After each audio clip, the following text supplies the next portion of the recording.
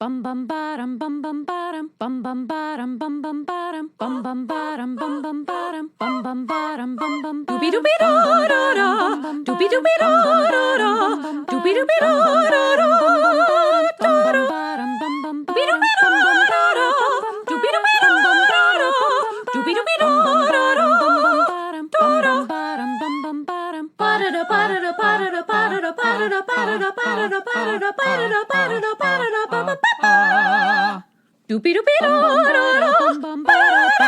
You are now in session with the Comic Book Couples Counseling Podcast. I'm Lisa Gullickson. And I'm Brad Gullickson. And each month we evaluate a different iconic romance within the four-color realm. And in this episode, make no mistake, our path is a difficult one. Our struggle is far from over. But we all, each of us, blessed to stand here and found the first completely free podcast in all of human history in our Creator Corner. We're talking to writer Aubrey Sitterson about Free Planet from Image Comics. Yeah. Happy Monday, everyone. Mondays are always rough, but, we don't have to be Garfields about it. We can embrace a new week with a sunny disposition, right, Lisa? And maybe a lasagna. Yeah, we can definitely call up our comic book shop and order Free Planet because today is its FOC, which is why we were racing to get this episode out a little early this week. We're also recording this right before we head to Winchester, Virginia, to the Alamo Draft House, because we're screening Robert Altman's Popeye on the big screen. Yeah, so this is kind of fun. So we can report back.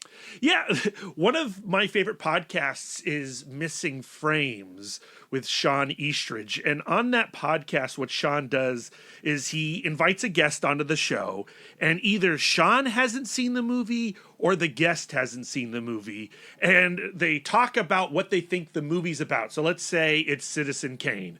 The person who hasn't seen Citizen Kane goes like, I think Citizen Kane is about a king.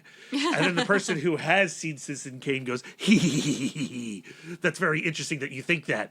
And then they pause. They take about a week to go off and watch the movie. And then on the podcast side, they come back and then they discuss, what Citizen Kane actually was. So I feel like we have an opportunity here with Popeye to talk about it right now before we go and see it. Yeah. And then in the outro, do a little Missing Frames action and go like, Popeye was not what I was expecting. Because you grew up with Popeye. I mean, I remember watching it at least once. Oh, okay. So I don't remember it. Like, I don't have I couldn't recite text from it. I can't even think of full scenes. I can just kind of remember a vibe. And I remember the vibe being very serious. It is a musical, but there's something dreamlike about it. It's very vague. My memories are vague. Okay, all right. Well, that's a better memory of it than the one I have. I have also seen it maybe once when I was a child. I don't remember it being a musical. I know that Robin Williams is in it, and I know that, it's got the typical Popeye characters, Bluto, Olive Oil, played by Shelley Duvall. But I don't remember any songs. Like, I have become a great Robert Altman fan, but in becoming a great Robert Altman fan, I've never bothered to revisit this one. What if it's not a musical? And I just remember it as a musical. musical. Based on the promotion that we've been doing for this screening, I know that there are songs in it. Okay. The promotion wasn't just me saying, I'm so excited that this is a musical and I'm wrong. And people who are coming to the screening have referenced specific songs. I can't think of any of their titles. Okay, great. So I think you're safe. I think that memory is accurate. Vanity Fair wrote an article pre-pandemic about how Popeye is actually Robin Williams' best film. I remember him being fairly dreamy. I do have a weird crush on Robin Williams. Yeah, I don't think he's that weird. Okay, yeah. He's an interesting, charismatic fellow. He's got a lot of charisma. He's got a little sparkle in his eye, and he seems kind of wise. Do you have a favorite Robin Williams movie? I think I know what yours is. It's Hook. Yeah, there you go. It's Hook. Freaking love Hook. Rufio. Get me in that sandwich. Rufio and Robin Williams. Yum, yum, yum. I think my favorite Robin Williams film as of right now, pre-rewatching of Popeye, is a very different vibe. 1 Hour Photo, which is an incredibly sad, horrific, and maybe grotesque film. I don't think I've seen 1 Hour Photo. I don't think you would like it. Okay, I'm happy to skip something I would not. But enjoy. I also feel like a Robin Williams movie-a-thon would be a lot of fun to do. Yeah, it would make you jealous. Like how much I'm swooning. Well, I have mentioned he's passed away, so you can swoon over the dead all day long, Lisa. Please take that out of context.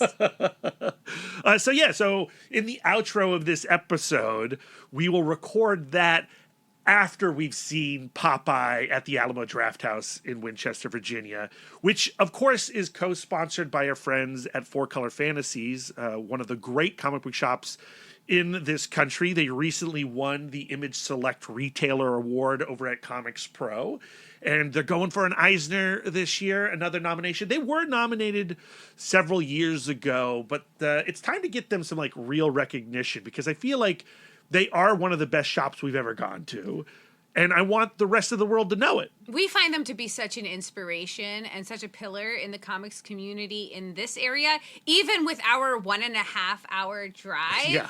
And it's worth it. It's worth it for anybody if you are within 2 hours driving distance. Well, also, you don't have to be local to participate in their current charity sketch cover auction. Right. Everything that they are raising through this sketch cover auction is going to benefit the literacy volunteers of the Winchester area.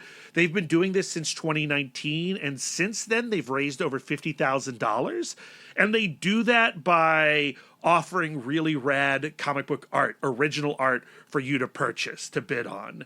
We've won original art from folks like Jeff Lemire and Matt Bors. Who else have we gotten?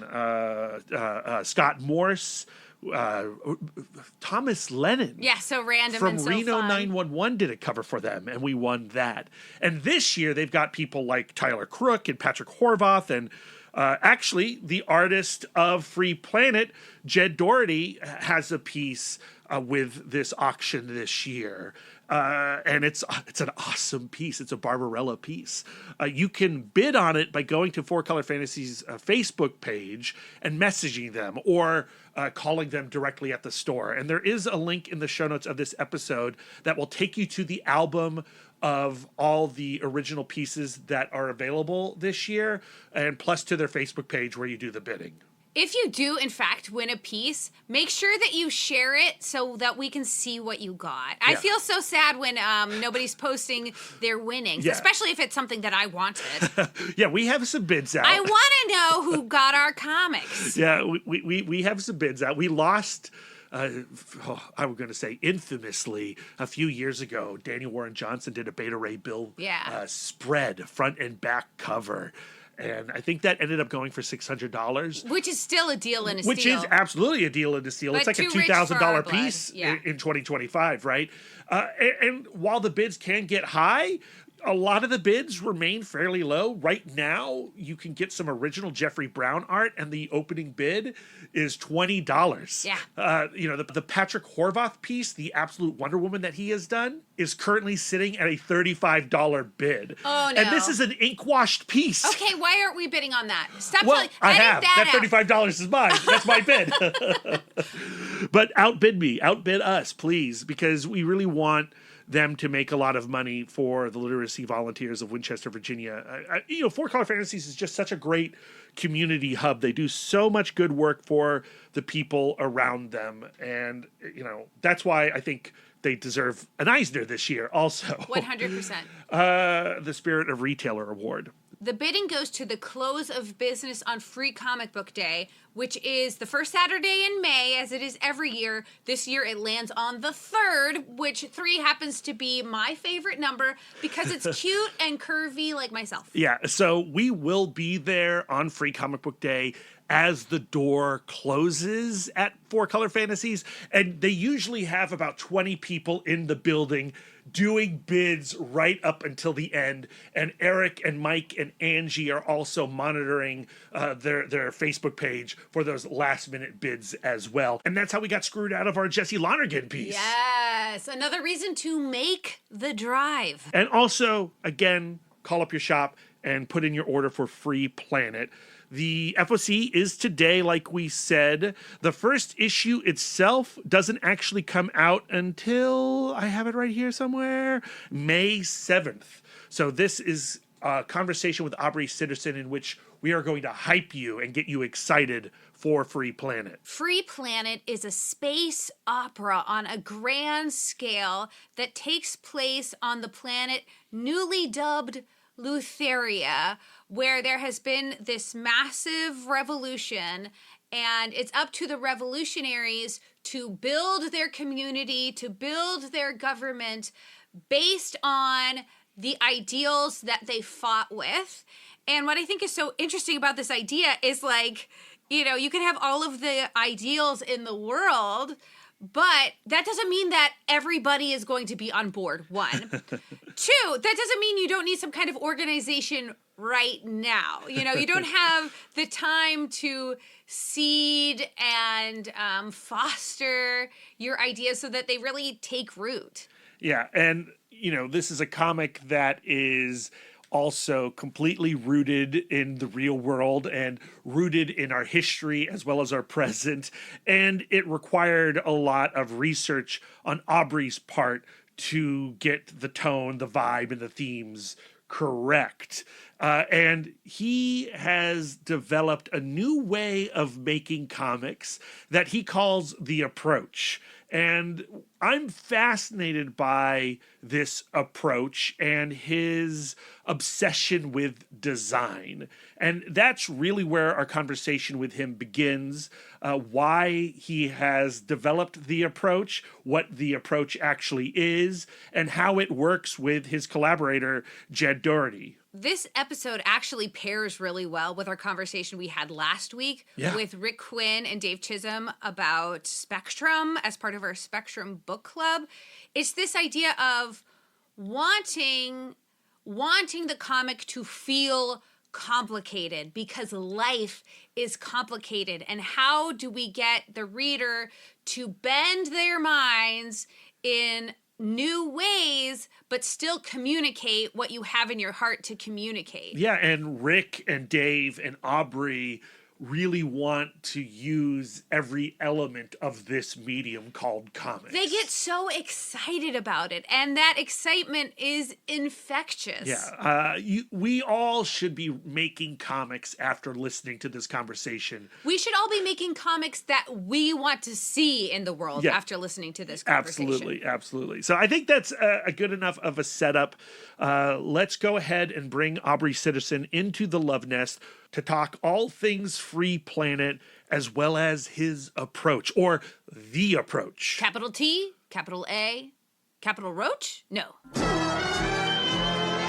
Aubrey, welcome to Comic Book Couples Counseling. Hello. Hello. Thank you for having me. I'm so very stoked. I've been running the podcast Gauntlet. Yes, you have. And I have been looking forward to chit-chatting with y'all because you are the first married couple I have ever podcasted with. And I have podcasted a significant amount over the years as a podcaster myself, for a recovering podcaster myself, and also just doing comic book song and dance for people. This is a first for me. So I'm very interested to partake of this dynamic. Yeah. Well, we're glad that we're part of your gauntlet. Whenever we see people hustling and doing the podcast circuit, if we're not on that circuit, oh boy, our feelings are hurt. We get really sad. So I get it.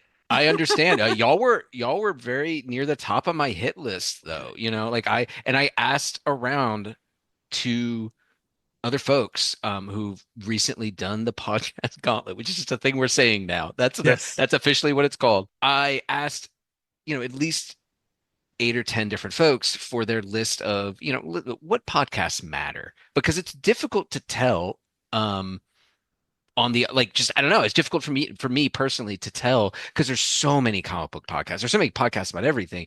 And every person I asked gave me a slightly different list, but every single one of them had comic book couples counseling on it. So Oh, it's hard y'all for are us to tell if we matter too from this side. So it's yeah, unclear in all directions, but we're all just doing the best we can. the analytics are not terribly they're not terribly forthcoming with the analytics.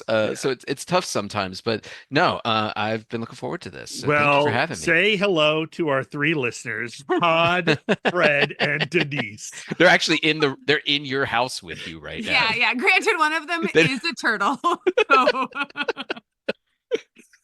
So that was a little off mic banter callback. Yeah. No, that's nice. It provides intimacy depth. reasons. Yes. It provides depth for the audience, I think, even if they aren't fully aware of what's behind it. So, when we first connected, you sent us the ash can for Free Planet. And, you were adamant that, like, the PDF is nice, but this is a book that I want people to read. I want them to hold. And once you sent it to us, I understood why. Because the design of this comic is so much a part of this comic. And I've been reading your Substack. I've been lurking on there. I appreciate it. I'm impressed by your love of design and how you find design to be such a crucial element to the entire storytelling process. Could you elaborate a little bit on that? Yeah, I would love to. I think that truly comics is design, right? In a couple different ways. One, just from a, I don't know, just get down to root cause, like just root identities and definitions. Comics is words and pictures. It's not words and pictures as separate elements next to each other. It's words and pictures existing in the same place together. And I think that's a really important distinction. It's the difference between a illustrated children's book with a picture every single page and a children's comic book, right? The text has visual weight, and the reason it has visual weight is because it's part of the design. And I think so on a fundamental level, comics as a medium is design. But then blowing it out even further, what I find most interesting about comics is that which is unique to comics and that which comics can do that other mediums cannot, and not due to kind of structural factors like, the unlimited special effects budget, right? That's what that gets bandied about a lot, but actual formalist things that comics cannot do or comics can do that other mediums cannot. And it comes down to the fact that comics is the design of a page that is consumed both as a whole and individually, and then as a whole again. And that's such a powerful thing to have at your disposal, the layout of the page. And it's something that does not work in digital formats because the tablets are not sized they're not the right aspect ratio, they're not the right size. And what's more, I think there's something fundamentally different to the experience of holding a screen and seeing a thing on it and being able to sit down with what should be an art object, right? And actually spend time flipping through it. And there's all kinds of, I think there's something fundamentally different about that experience, but there's also practical things that come up, such as flipping back to check out, there's a bunch of stuff in Free Planet, the very early on, like one of the preview pages we've shown is a big spread of the cast, and there's big chunky captions next to each of them, and it's a lot of information. And that's true of every page of Free Planet. There's just a lot of information, but much of it is designed in such a way to work as a reference, right? So that you can flip back. And that's one of my favorite things to do. And I know when I'm really enjoying a book because that's exactly what I do. I flip back. I flip back to enjoy things again, to appreciate it with new context that I've received from plowing ahead in the thing. It seems though that with Free Planet, the design is even more of a concern. And I'm wondering why this story required you to go down this route to the point where you are making your own thumbnails and layouts. Yes. So, it's less, truthfully, it's less that we had a story we wanted to tell and that it required this, and more, I had a big year in 2021. I had a lot of books out. I had three different Dark Horse Limited series. I did three different successfully funded Kickstarters during that period. And I stuff didn't hit the way I wanted to. It was a tough market. And I think there's a lot of reasons, to Monday morning quarterback it. There's a lot of different factors that went into it. It's hard to pin um, pinpoint just one.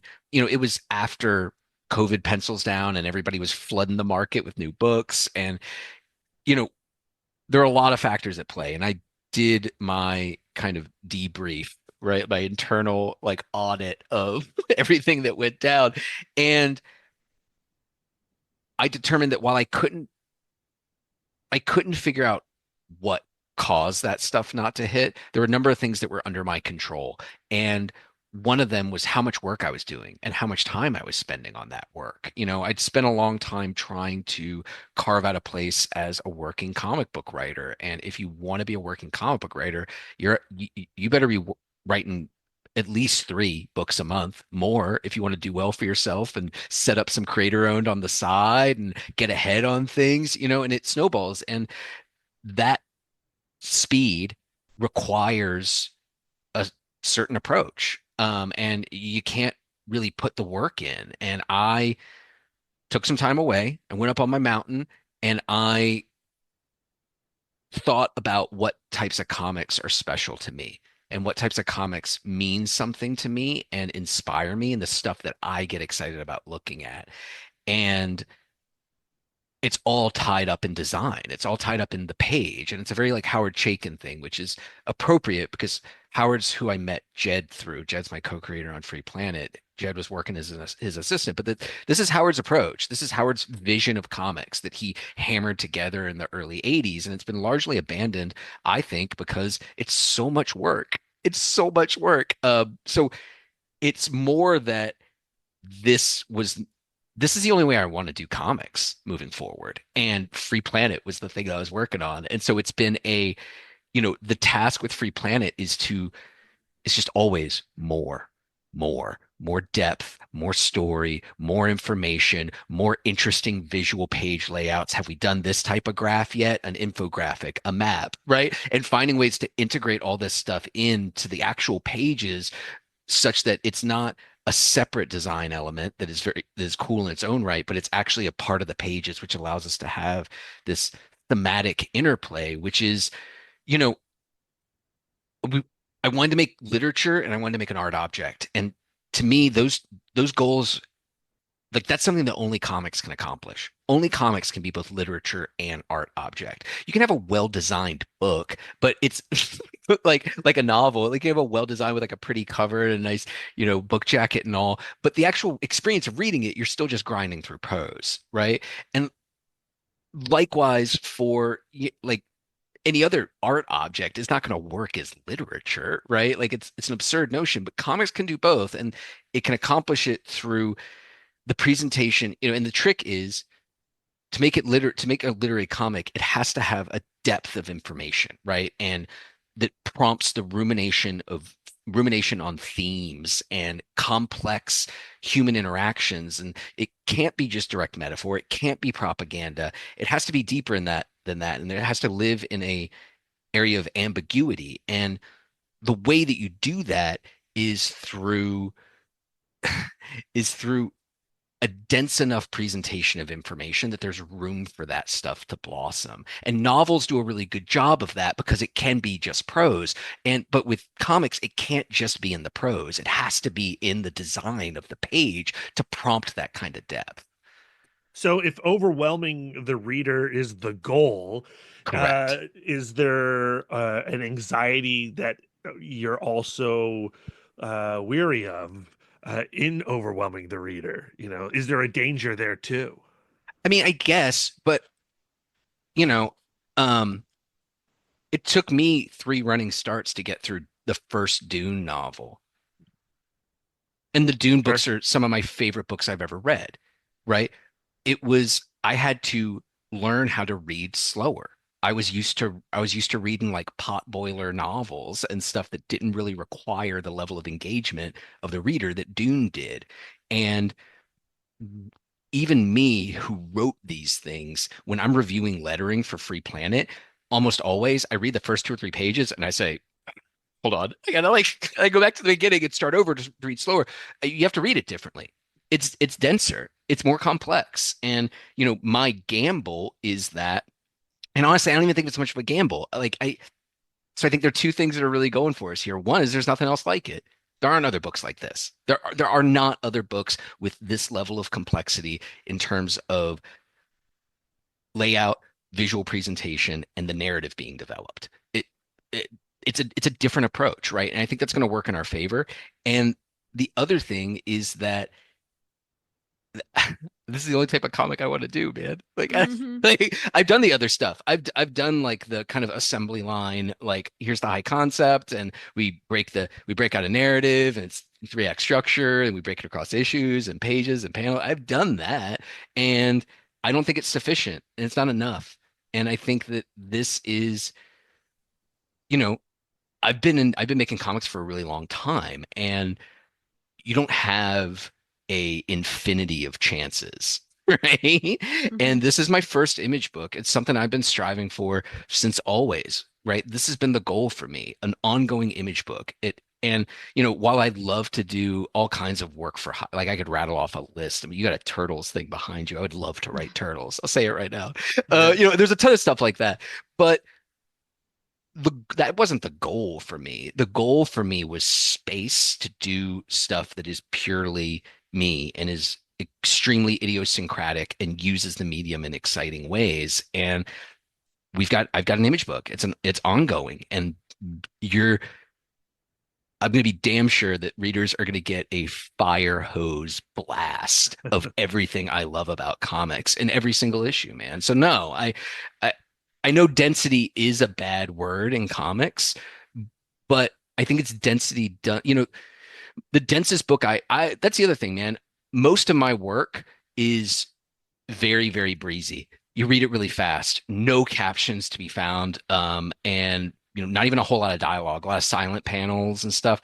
And the one exception to that is the comic book story of professional wrestling, which is nonfiction and had to have a lot of captions just because there's so much stuff in 100 plus years of wrestling history that I had to cover, and no one's ever complained. In fact, it's one of my most beloved books. So I think that, I guess, and that can be, you can call that arrogance, but I'm also confident in my prose. I think I have strong prose, and I think that's a strength that I've never utilized in comics before, because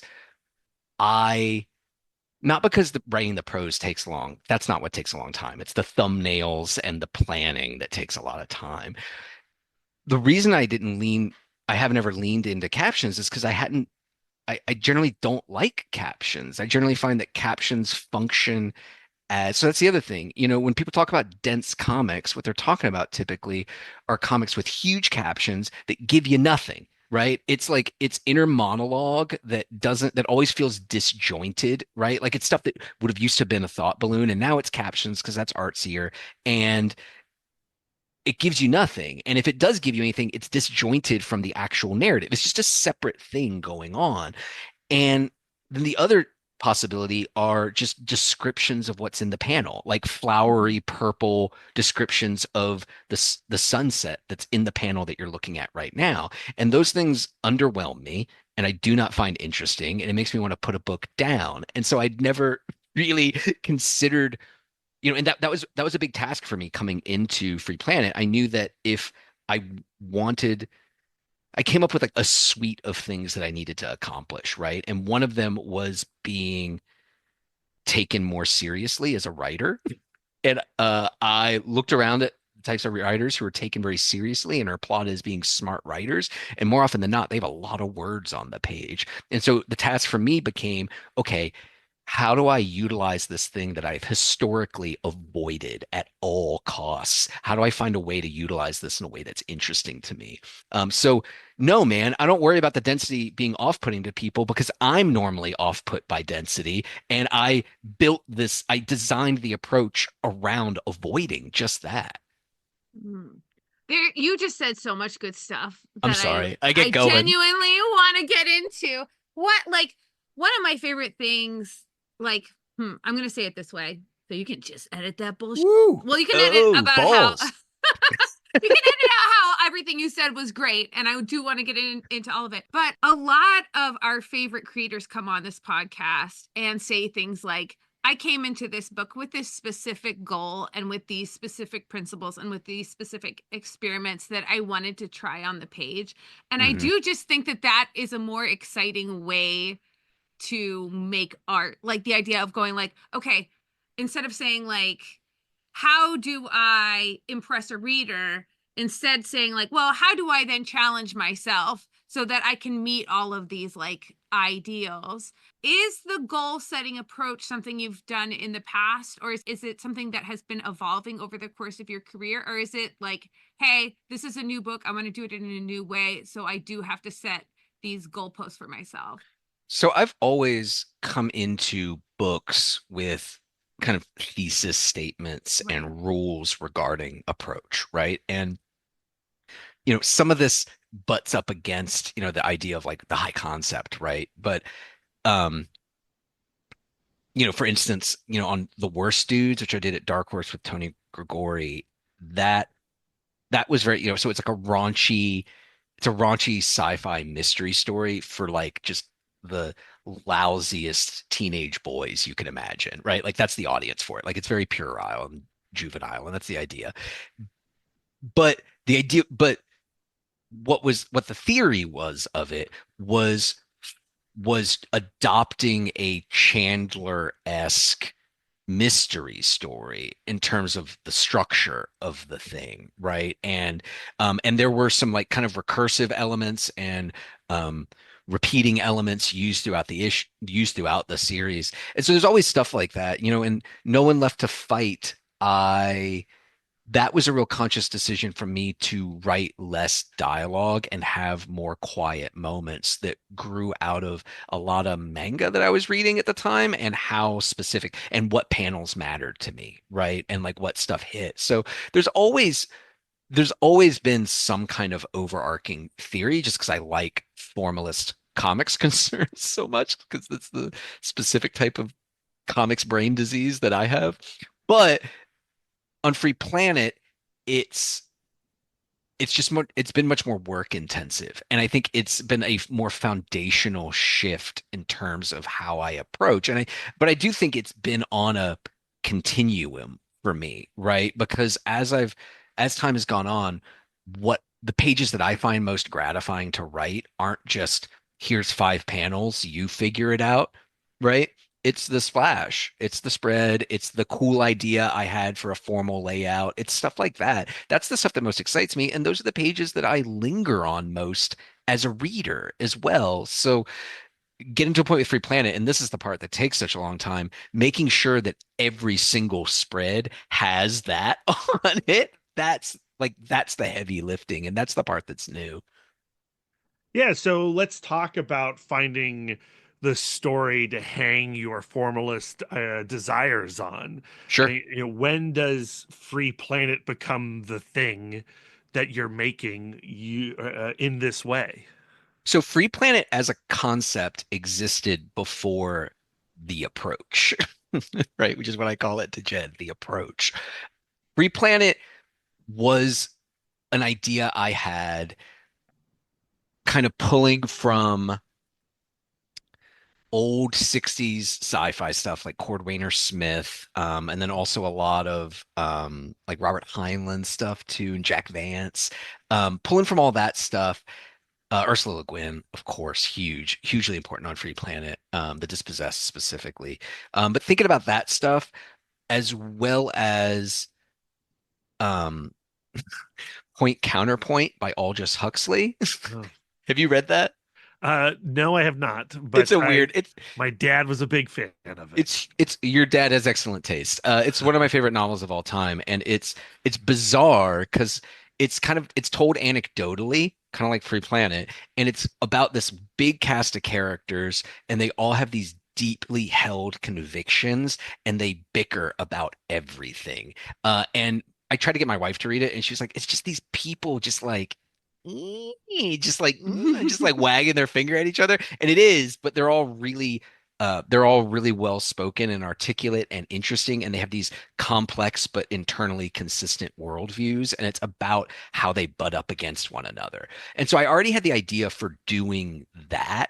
And initially, I was thinking about this the other day. I was looking at kind of one of the first pieces of art, like the first piece of finished art that Jed did outside of designs. It was originally a much more, the word Jed used was toyetic approach, right? It was much more of like a standard action adventure kind of sci-fi thing, right? The fact like, just again, like something I could do quickly, right? Something I could just kind of grind through the Battlestar Galactica of it. And I love Battlestar Galactica, right? But like, something like that. And once I discovered the approach, once I figured out how I wanted to go about like kind of the larger positioning of what I wanted my next thing to be, that's when all the depth and the complexity started to get layered in on top of it. But like there wasn't even a story. It was really just a setup, right? It's after the Civil War, the Revolutionary War. There are they have the all I had initially was it's after the Civil or Revolutionary War. The planet is the only place you can find the energy source.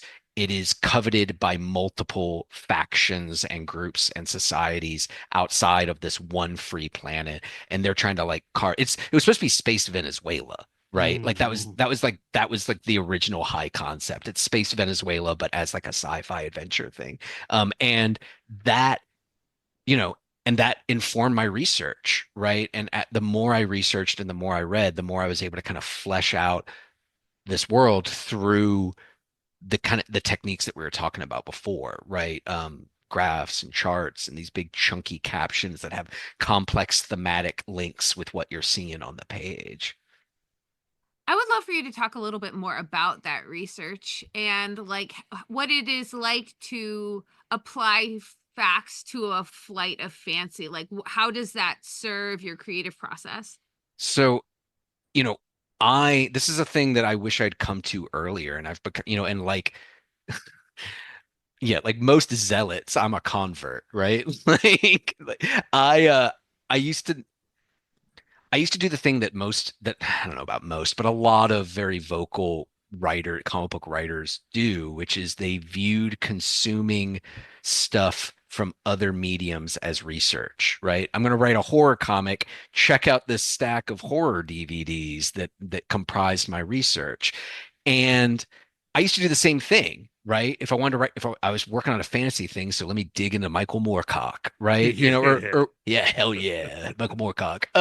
The That used to be what I did too, and I saw, and this is many years ago now. It took a while for it to sink in, but I saw a Ralph Bakshi double feature. It was Wizards and Lord of the Rings, and the man himself, he was there, and he did a Q&A during intermission, and it was very contentious. It was great. It was, yeah, it was as I don't It would know. have to be if Bakshi's there. That's It's the gonna be thing. That's the contentious. thing. If you're familiar with this guy, we're veered into like weird old dude stuff now. But Yeah. like, Yeah. if yeah, yeah, big time. But he's a very important animator, and I someone know that it's very ugly. it I know is exactly who he is, and it's off-putting. some of it's off-putting for sure. But he Aesthetically, not my thing. fair enough. I think that's you're well within your rights. I won't argue it. But somebody asked him about animation that he takes inspiration from, like contemporary animation. He got really mad and like started yelling at him about how, if you're taking inspiration from the medium you're working in, you're just going to be a mimic. You're just going to do what other people are doing. And he was like, as a kid, I guess, sure, but no, now I take inspiration. And I was with him. I was like, yes, this is perfect. He's like, now I take inspiration from jazz. I was like, this is where we part ways, Ralph. But like the crux of that, right? The idea that if you're writing I don't know, like y'all read a lot of comics. I'm not going to ask you to name any of them, but I'm sure you can tell when you read a comic from someone who only reads other comics. Sure. Yeah. I think the other thing is when you are a consumer, when you're a reader, when you're a fan, uh, and you get the opportunity to be at a Q&A, you see it all the time, and you get to talk to, somebody you admire like Ralph Bakshi. You want them to be the fan of the things that you're Of also a course. fan of, Of right? course, to validate it. Yeah, yeah. And you want to have a fan conversation. And I learned very early on reading, Fangoria interviews with all my favorites that 9 times out of 10, people never respond that way, or creators never No, respond positively towards like, oh, well, here's my top three horror novels or whatever. Because when you're making the thing, you tend to be in the process of making the thing, totally. not consuming But other I people's love things. also the idea of like Ralph Bakshi just sitting at home watching Steven Universe. Like what universe is that? Like what like I mean, I'd what love kind to of live there. what kind of answer do they expect from It's us, also man? another type of off-putting, though. What, Yeah, what that's fair. Also Maybe aesthetically, I'm like, maybe no he'd thanks. appreciate it. I don't know. Maybe we're onto something. But But like, I think what I'm talking about is you using something historical. yes. You know, Yeah, you yeah, yeah. using something from current events. Like, what is that like applying it to? What is Yeah. the value of applying that to a fictional story? So some of it is a lot of it is just kind of osmosis benefit, right? Mhm. Just by immersing myself in these complex real world histories, it fuels the fire in a really different way. And I'll get ideas while I'm writing things. I'll be like, because I tend to I tend to do research if it's not about like a specific like political or philosophical theory or something like that, where I'm reading it just to inform a specific thing. I'm reading it for general inspiration and kind of general world building so that I understand what a post-revolutionary nation building society would be like. And then there are some specific things that I drilled down on, right? So it's a single commodity state. So I read a lot about Cuba, I read a lot about Venezuela. And that goes into informing the struggles that they're facing on this planet, um new newly freed from the revolution. And then I also, read a lot of stuff, Revolutionary Wars, and kind of like how these complex factions come together to help flesh out the worldviews of these characters and also their backstories and what role they played in this Revolutionary War, which we allude to and informs things throughout the narrative, and it's essentially it's especially essential for Free Planet because I mentioned this previously, but it's told anecdotally, right? So it's just scene by scene. And there's no connective tissue between the scenes. And you turn the page and you're expected to keep up. You're expected to read the page and think about it and maybe reread stuff again if you don't get it. So there's not a single narrative through line through the issue, but with what exists throughout the entire series are the captions, are these historical captions, which is this ongoing future history of that world. And the history reading that I've done has been invaluable in terms of how to write, like the style of prose that I use for those, which is not, I mean, believe it or not, that's not how I write. You've received emails from me. They don't read that way. But No, that would be great. it would be We a would lot. really Yeah, look it would forward be to those very emails. extra. It would be a lot. Yeah. Uh, so reading the histories informed not only how I write them, but also kind of the nature of this world building and the stuff that is, its background that informs, so Free Planet operates on three different threads, right? And this was like a big part of the overarching theory of Free Planet as well. The first is big military action, right? And that's all it was to begin with, right? It was just big military action and then soap opera, right? Because I like doing soap opera stuff. And it was big military action and soap opera. But the third thing, and this is what the captions add, and it ends up being the through line and kind of like what holds it all together, is this geopolitical maneuvering, because it's not just random geopolitical maneuvering on the side that sometimes matters in big instances. It's always geopolitical and economic and military and philosophical and religious information that impacts and informs what's happening on the page, but even more crucially, the reader's understanding of what's happening on the page. And, and that's the thing. I tried really hard to make sure that stuff, it either adds additional weight to what you're seeing, it recontextualizes what you're seeing in such a way that maybe you look at it a little bit differently, or sometimes it completely subverts what you're seeing, right? The actual real life history, like looking backwards history thing, is different from what the people you're observing in their real time are actually saying. And, so yeah, like that's kind of really where the history comes in, is that geopolitical kind of foundation that everything else grows out of. Let's pause for just one moment. We need to take a break and hear from our sponsors. Love sci-fi, love horror, love fantasy, love action? I do. Then 2000 AD is the greatest comic you're not reading. 2000 AD has a whole universe of characters, from Judge Dredd and Strontium Dog to Rogue Trooper, Shakara Halo Jones, and the poor sod slogging across the cursed earth in the Helltrekkers. In every weekly issue, you'll get 5 action-packed thrills from incredible creators such as Garth Ennis, Rob Williams, Arthur Wyatt, Henry Flint, Alex DeCampi, Dan Abnett, and many more. Get a print subscription to your door every week, and your first issue is free. Or subscribe digitally. Get free back issues and download DRM-free copies of each issue for just $9 a month. That's 128 pages of incredible comics every month for less than $10. And all subscribers get amazing offers like money off vouchers and exclusive products. Head to 2000AD.com and click on subscribe now, or download the 2000AD app and start reading today. Link in the show notes.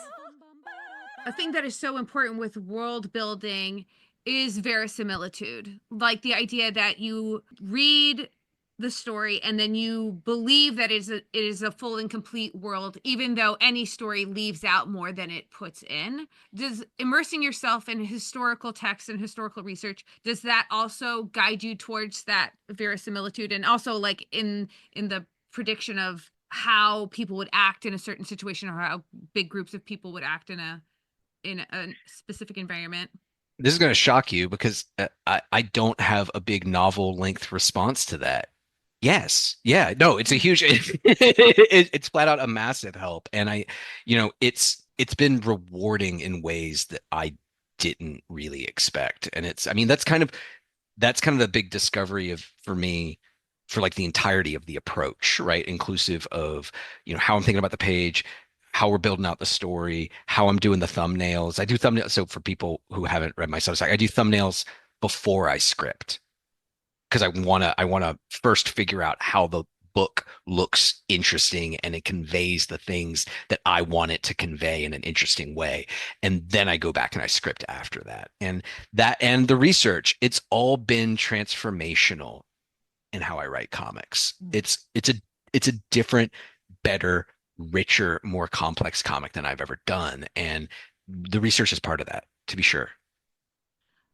How much of your creative process is chasing a feeling, like chasing, like, how do I want to feel when I'm making Free Planet? Oh, that's interesting. Like, you seem so energized by your process and thinking you're giving yourself an opportunity to do it, and it just really lights you up. And I just wonder, like, I imagine having an end product is amazing, but like you seem to really freaking love this part. So I'm just wondering, like, I do. Do you love to chase that feeling of doing the thinking and solving the problems that you're doing? I do. I love all of it, honestly. I love figuring this stuff out. I love creating a sandbox to play in. I love getting art back, things that I came up with, seeing them realized and progressive stages. I like talking about it. I like, not obviously with y'all, but with everybody, man. I did comics for this year. I love doing cons. No, I love all of this. I love absolutely every part of it. As far as chasing a feeling, I'm not sure. My approach to even very emotionally wrought comics, which I would include No One Left to Fight in, even though it looks like a Lisa Frank cover, like it, or folder. It is. It's like the most intensely emotional thing that I've written, I believe. And even with that stuff, for me, it still comes down to comic book theory, because there's things that work, and there are things that, I don't know. I'm sorry. I'm having a hard time. Did I answer it? It was a weird question. No, but a great question. It's Like, good. Yeah, no, I know what you're talking about, Lisa, and because I think what you're responding to is what I have responded to in now chatting with Aubrey in person at WonderCon, reading his Substack, is that Aubrey loves comics and the medium as a storytelling device. that's And correct. anytime you find somebody who is exploring the medium, you know, you wonder why you wonder what is it are they ultimately chasing in exploring the medium Okay. that way, and you're not necessarily exploring a story, Yeah. even though you're Yeah. also doing that. I think like the ideal life is the life where you're not doing anything that you don't want to do. Hell yeah. And so like when Good luck. so when you are, you know, you're creating a lot of work for yourself with this Free Planet comic, and it must be work that you love to do. It must feel great to do this work that you really want to do. That's all I'm driving at, I guess. Yeah, it is. It is. It's a treat, you know? Like I think that that's another one of the beautiful things about comics is that it's a visual medium that you can work in and still have an outrageous amount of freedom, especially published somewhere like Image. And just the fact that we're able to pursue this approach to comics is really gratifying. And, like I think most in terms of like chasing feelings, I kept thinking about it. You know, I think I was on Matthew Rosenberg's podcast and I accused him of false humility. And I've heard from a lot of like peers how much they enjoyed that. I so go listen to Matthew Rosenberg's podcast after this one. But no, because the point I was making was, if you aren't excited about the work you did, like one of two things are true. One, you should have worked harder, and two, and if not that, then you're full of shit. Woo! Because if for this mythical person I'm just taking the boots to, if they really truly didn't care about reader response and getting that praise and that reaction and that engagement from people, if they didn't care, they'd be Emily Dickinson throwing the poems in a drawer somewhere, Mhm. right? Like, and so no, for sure. Like, whenever I'm doing something, it's chasing the more than just praise, engagement, the engagement of a reader. And that's what I've always wanted. And I've always loved when people dig into the work that I'm doing. And Free Planet's been an effort to give them more, just to give just more to dig into on every conceivable level. And for me, the thing that it's chasing, it's less a feeling and more an aspiration regarding what appealed to me about comics as an adult.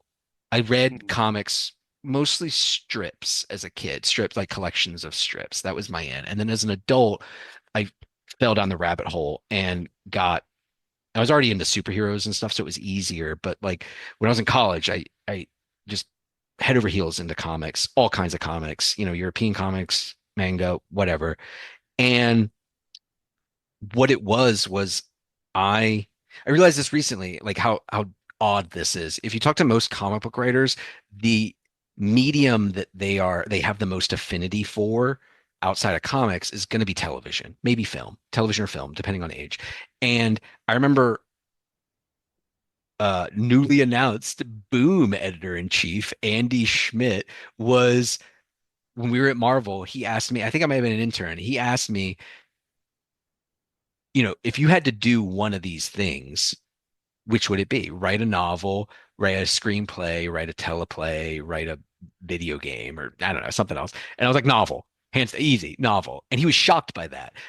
But that's something I think about a lot because my home base was novels and I loved comics, but I love novels too. And I never like I like TV and film just fine, but I don't really consider that my like part of my home base. And for me, what excited me most about comics was the potential to actually create literary depth in a piece of visual art, right? And what's unique about comics compared to other visual arts is that, and I know that I've seen y'all talk about something similar, is it's such a cool medium, right? And readers can then take a bunch of time. You know, if they're incentivized to, readers can and will take extra time with a page of comic book art to find additional things. And that's impossible in film because film moves at the pace it's going to move. Same thing with TV, right?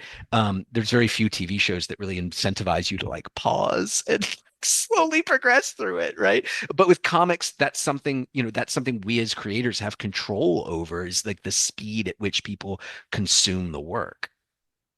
Yeah. It's something that Lisa and I have been obsessed with lately. It's something that we keyed in on because of the comic strip Cul-de-sac and Richard Thompson, where Petey talks about comics being an active medium and movies being a passive medium. Yeah. Movies happen at you, comics, you happen to them. Yeah, that's just, I mean, that's just PD restating the medium is the message. Yeah, Like, hot and cold mediums. Yeah. Something stuck out at the beginning of our conversation to me, and I didn't really get a chance to touch on it. Brad asking, like, oh, well, are people going to be turned off by a dense comic? And because like I do hear these rules all of the time of there should never be more than 24 words to a bubble, and blah blah blah, or you should never have more than 5 panels to a page. Where's Pornsack Pisha Show? Yeah, get him on. His rules. To me, no, I heard those rules too. Because here's the thing: Pornsack and I both worked in comics in Big Two Comics editorial. So yeah, right. I know all those rules. You know for those sure. rules. But I just love just I think that the best argument to arbitrary rules like that are like, well, that's not what I like. You're the artist, but you're also a consumer, and you're going like, well, I know 100% of people exactly like me are going to want to read a comic that is like this. Yeah, and that 100%. should be all the argument an individual needs to make a thing they want to make. Yeah, I mean, and I was really inspired by Philippe Trier stuff, right? Which is relentlessly visual, and he was one of the heavy metal guys and founder of Humanoids and or Metal Hurlants, not whatever. I don't know. There's like 4 of them now. So but he does these huge, overwhelming spreads with really innovative, distinct, odd, sometimes actively difficult page layouts with huge, just like absolutely ridiculous blocks of text.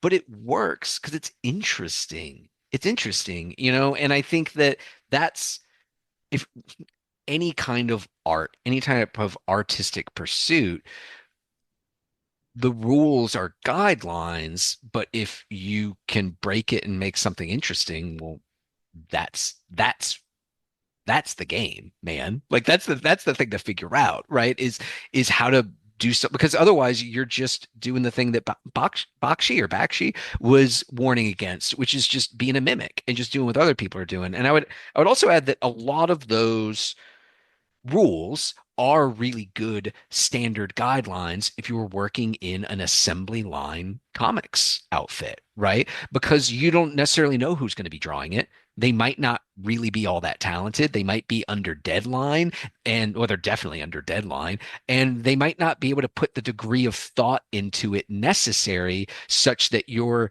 8 huge paragraph historical captions can fit into the page in an artful way.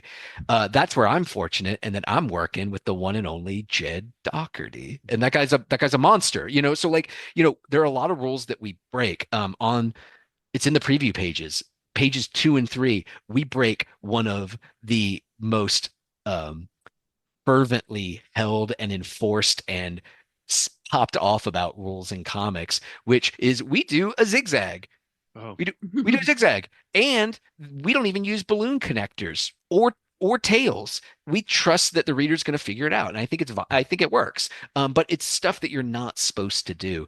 We stack on the left. We expect people's eyes to hop around the page, and I think that a lot of these rules exist to facilitate making comics with a very high floor, a very high quality floor, as quickly as possible. And that's not what we're trying to do here. We're taking our time, man. This is a labor intensive process because we're making artisanal comics. We're not trying to grind these things out as quickly as we can. What would you do with all of the time in the world to make a comic? Like, what would you do? Like, Oh. would you want all of the time in the world to make a thing? I mean, we had it with Free Planet. Yeah. Like we have the first 6 issues completely done. Yeah. Right? Like Jed was well on his way before we reached out to Image. And to get on the schedule. We pitched Image with, 6 pages done or whatever that was required, but we waited because we wanted to have it. We weren't because it was taking us so long. And Right. and Jed was still learning the world and the characters and spending extra time on design. And we went through a couple rounds of like colorist auditions to get the right person. And, you know, we did have all the time in the world. We waited. But you don't now, right? Like, No, we definitely don't now. So we got the first 6 done, and I'm working on place or thumbnails for the 7th one right now. Because everything works out the way it's supposed to. I want the length of Free Planet to be measured not in issues but in feet. I want a full shelf of these things. Right. But I think that the heavy lifting has been done, right? Like the heavy lifting of building this world and figuring this stuff out and figuring out the approach, that's done. And I'm only going to get faster at doing the thumbnails and that stuff. Like I've already noticed, the first issue was grueling. It was so painful for me figuring it out. But now it's much easier. And I have a bag of Jed and I have developed a bag of tricks too, because there's stuff I know that he can do really well and I can deploy it places easily. What's the sign of a good comic is a comic that you can read and then have 6 or 7 different conversations. I think if we had had this conversation with you yesterday or tomorrow or 2 hours ago or 5 hours from now, we would have something totally different. We started talking about form and design, and we really haven't even scratched the surface in terms of theme and plot with Free Planet. But I guess that's just gonna have to be a conversation for another day. The theme is real easy. The theme is just not wanting anybody telling you what to do ever about anything. That's it. The theme's real easy. The plot's more complicated. The plot I'll have to come back for the plot. Yeah, but it's hard to talk plot. It's just a first issue. We just have a first issue. Well, we haven't even read the first issue, right? Like we've read the Ash Can. That's the full first issue, baby. This is the okay. Yeah, That's so it. yeah. Okay, good. Good to know. I'll edit that shit Woo! out. I was like, this is one hell of an ash can. Yeah, man. No, ash can. we call it. I mean, I don't know. Ash can. It says Ash Can. I mean, what does Ash can mean in 2025? What does remark mean? Yeah. I remember we used to call those sketches. Yeah. Like Ash Can to me, it's got to be like this tall. Right, and one color printing. Yeah. And it's from Wizard, and it has a half on it. Aubrey, thank you so much for hanging out. Is there anything else you would want to touch on before we wrapped up this chat? Check out the preview pages. If this conversation, I'm not talking to y'all. I'm talking to your millions of listeners. No, the 3 people. It was I'm talking to the 3 of them. I'm looking directly at them. No, if any of this has sparked interest, if this is intriguing to you in any way, check out the preview pages. They're easy to find. Google me. They're in the links of this episode. They'll be in the links to this episode, right? Like, check out the preview pages. Jed's art speaks for itself. And I think that once you see specifically the spreads in those preview pages, you will understand what I'm talking about and recognize that this is A, unlike anything else on the racks, and B, it's a different read. I mean, I guess that's sort of very similar to A, but it's utterly unique and it's a different type of thing. And I think that if you see it, you'll get it and you'll understand why it needs to be read in the print periodical format, which is where we started. And I think is an important thing to drive home for folks is that this was meant for people to take time with and to curl up on the couch and look at, not to burn through and or like file away in a box, never to be looked at again. How was your first podcast with a married couple? Was it super different? Well, you know what? I'm gonna need time to process all of it, but I'm gonna say, broadly speaking, thumbs up. Yay! Pretty good. Yeah. I think anybody who's been podcasting together over 3 years must be married by law. Common I law. think Common that law podcast nerd. I would support that. I would There be. you go. I'll sign your petition. Yeah. Yay. Aaron and Chris over at the Oblivion Bar are definitely married They need couple. to. Yeah, I- they are a married couple. I thought they were engaged, so that I thought I stopped when I said y'all were the first. I had to stop and think for a minute. But no, those guys are great. I did them last night. They were amazing as well. Nice. Yeah. Ooh, they turn out those episodes quick. They do. Brad, what They is your do. editing Yeah, yeah, yeah. process? You know, I'll have to talk to Chris. Get some pointers. Yeah. Aubrey, thank you so much for hanging out and talking. It's been my pleasure. Thank you for having me. Yay. And there you have it. Aubrey Sitterson talking all things Free Planet and the approach. If you are listening to this on Monday, April 14th, today is FOC. So call your shop before it closes and put your order in. If you don't do that, you're just going to have to hope that they ordered enough copies for you when it finally arrives in the shop on May 7th. One of my favorite things in that conversation is Aubrey talking about how he doesn't want to measure Free Planet in number of issues, but in feet. He wants to have a full shelf of these things. And I want that for him too. And I know someone like Todd McFarlane would want that for him too. That's always been like Todd McFarlane's kick. Just get 50 issues out, as if it's that easy to get 50 issues out. Do you know what I think about is the bit by Atsuko Akatsuka? She's a stand-up that I love. She's Yeah, the best. amazing. But she has this bit about how, like, you pay rent on your entire apartment, so you should try to stand everywhere in your apartment. Like, if there's, like, some kind of weird corner that Yeah. you're never in, like, you should just go and just stand in that corner and look around. And enjoy it. And so I think about our Absolute Edition shelf, and I think about, like, we are paying rent. Yeah. We are paying rent on that shelf. That square footage is an investment. Absolute That's editions. right. That's right. We want to pay rent on Free Planet. Yeah, but We what do. about like this 5th copy of Golden Age Superman that I've purchased? Like, how come I keep buying this trade over and over again? I don't know why. Because you're a sentimental fool. I get excited when I see it. I do have one small bone to pick with Aubrey, and that is his use of the word literature. And Okay. literature meaning that it is necessarily something that is complicated, that is thick, Yeah. that is overwrought. Yeah, referring Not to like, overwrought, but you know but what I like mean. referring to Dune, like as literature, the pursuit of making something like that. Right. And literature is everything. Everything is literature. Poetry is literature. Haiku is literature. Elmore Children's Leonard. book are literature.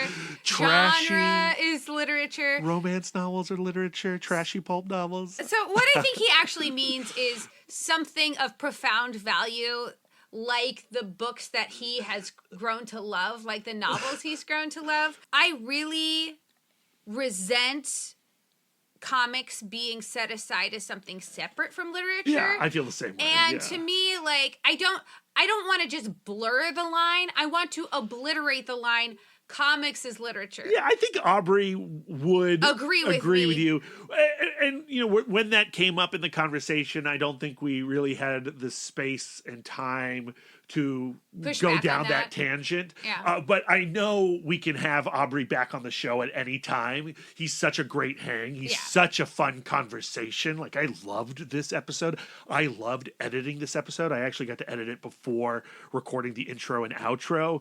And like, to me, I was delighted, and I was so excited to share this chat with our audience. And, you know, I know we can have it back on, and then we can debate the definition of literature with him. I like talking to people like Aubrey does like activate me. It makes me want to make art, and those are the best conversations to have. Yeah, and it makes you want to talk about the process of making art. Yeah, right? and what art is. Yeah, what is art? And Yeah. what is literature. Now, Lisa, we did promise our listeners to talk about Robert Altman's Popeye. We are back from the Alamo Drafthouse in Winchester, Virginia. We have now seen Popeye. Let's talk a little bit about Popeye. That movie is so weird. It is 80% just muttering. Well, he's doing the Popeye thing. Robin Williams is doing the Popeye thing. It's like, oh, I'll show you, Like, I cornbread. feel like the opening number was 45 minutes long and all muttering. I mean, one, I mean, I think I liked the movie more than you did. I had a great time with it. I did have a great time. Okay. I It's did. wild. It is performed 90% through muttering, especially Robin Williams' performance. And But Shelley like Duvall. also like crosstalk, you know. Well, it's a Robert Altman film. Right, You know, he right. believes heavily in crosstalk. And Shelley Duvall is, very olive oil. Everyone's a human cartoon. Yeah. Which is what I liked. It's like I love the way they gave everyone like these huge shoes. Just that detail changes the human proportion so much. Yeah, and the set design and the production design is fantastic. It felt like a place that you could go to, and it turns out you can. It's in Malta still. Yeah, and apparently they have like Popeye related like puppet shows and I want to go. I want But to like go. the old sea shanty town, it's not a shanty town, but like I said shanty because I was talking about the sea. But like it looked lived in. Everything looked dusty, everything looked old, but it was still like kind of like the people where like the proportions of everything was just a little cartoony. Yeah, Chris Condon in his virtual intro referred to it as like very F.W. Murnau-esque. It does feel like something you would see in the cabinet of Dr. Caligari. And there's an octopus at the end. That's really cool. There's the origin story of the spinach. To me, the movie really worked. I understand why it doesn't for some and why it didn't for a lot of people back then, because it is such an oddball thing and it leans just so heavily into its own vibe. And if you're not vibing with that vibe, you're check it out. But I was, and I had a lot of fun with it. I'm so glad that we have a film club where we can screen movies like Robert Altman's Popeye. So what's coming up next week, Brad? Oh man, I'm so excited for next week. Tyler Crook, who has donated a piece to this year's 4-Color Fantasy sketch cover charity auction benefiting the literacy volunteers of Winchester, is back on the show.